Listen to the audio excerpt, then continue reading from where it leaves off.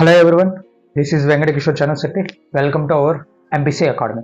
So మన MPC academy ఛానల్లో already AP 10th class physical science subject సంబంధించి important questions videos post చేస్తూ ఉన్నాం. అందులో భాగంగా లాస్ట్ వీడియోలో యాసిడ్స్ బేసిస్ సాల్ట్స్ లెసన్ నుంచి 4 మార్క్స్ క్వశ్చన్స్ ఇంపార్టెంట్ ఏంటి అనేవి తెలుసుకున్నాం. ఈ వీడియోలో మనం అదే లెసన్ నుంచి from acids bases and salts lesson which are the important table questions, okay, ఈ టాపిక్ని డిస్కస్ చేద్దాం. వీడియోలోకి వెళ్ళే ముందు మీరు ఇంకా మన ఛానల్ని సబ్స్క్రైబ్ చేయకపోతే please subscribe our channel and follow me on YouTube MPC academy. So let's get in to topic. ఇలా ఒక టేబుల్ ఇచ్చి ఈ టేబుల్లో ఉన్న ఇన్ఫర్మేషన్ని బేస్ చేసుకొని ఈ టేబుల్ కింద 4 క్వశ్చన్స్ అడుగుతారు. Each question carries 1 mark. So based on the table answer the following questions అని అడుగుతారు 4 మార్క్స్కి అయితే, ఓకే. లేదంటే ఈ లెసన్ నుంచి 2 1 మార్క్ క్వశ్చన్స్ వచ్చే అవకాశం ఉంది. సో 1 మార్క్స్లో అయితే 2 క్వశ్చన్స్ అడుగుతారు. ఇలా టేబుల్ ఇచ్చి టేబుల్ కింద 2 క్వశ్చన్స్ అడిగే అవకాశం ఉంది. సో అటు 4 మార్క్స్ కావచ్చు, లేదంటే 1 మార్క్ అయినా కావచ్చు. ఈ లెసన్ నుంచి ఖచ్చితంగా మస్ట్ అండ్ షుడ్గా 1 టేబుల్ క్వశ్చన్ అయితే అడిగే అవకాశం ఉంది. అవేంటి అనేది క్విక్గా పిహెచ్, ఓకే, సబ్స్టాన్స్ ఏబిసిడి అని 4 సబ్స్టాన్సెస్ ఇస్తాడు. అలాగే వాటి పిహెచ్ వాల్యూస్ ఇస్తాడు.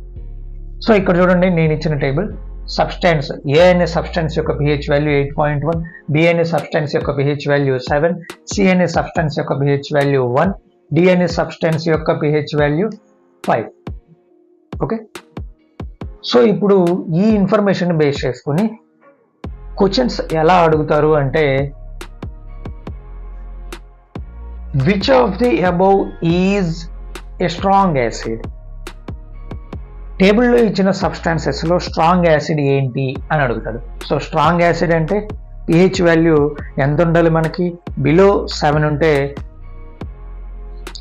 యాసిడ్ అవుతుంది. అదే స్ట్రాంగ్ యాసిడ్కి అయితే 0 to 2 ఉంటుంది. అంటే ఇక్కడ సి అనే సబ్స్టాన్స్కి పిహెచ్ వాల్యూ 1 ఉంది కాబట్టి C is the strong acid. అలాగే which of the above is an acid అని అడుగుతాం, ఓకే. సో యాసిడ్ అని అడిగినప్పుడు ఈ రెండింటిలో ఏదో ఒకటి, సి ఆర్ డి రెండింటిలో ఏదో ఒకటి మనం ఆన్సర్ చేయొచ్చు. అలాగే which of the above is neutral substance అని అడుగుతాం. సో పిహెచ్ వాల్యూ 7 ఉంది కాబట్టి B is the neutral substance. అలాగే which of the above is base, పైన ఇచ్చిన సబ్స్టాన్సెస్ లో బేస్ ఏది అని అడుగుతాడు. అబ్సల్యూట్లీ అబౌవ్ 7 ఉంది కాబట్టి పిహెచ్ వాల్యూ 8.1 ఇక్కడ మీకు కనిపిస్తుంది. ఏ అనే సబ్స్టాన్స్ బేస్ అవుతుంది, ఓకే.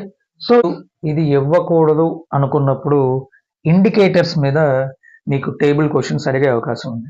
సో ఇక్కడ చూడండి, indicators blue litmus paper, red litmus paper ఇచ్చారు. అలాగే సబ్స్టాన్సెస్ లో యాసిడ్, బేస్ ఇచ్చారు. సో యాసిడ్ తోటి బ్లూ లిట్మస్ కలిసినప్పుడు ఇక్కడ ఏమొస్తుంది? కలర్ మనకి ఏమొస్తుంది? రెడ్ కలర్ వస్తుంది, ఓకే. అలాగే రెడ్ లిట్మస్ తోటి కలిసినప్పుడు నో చేంజ్.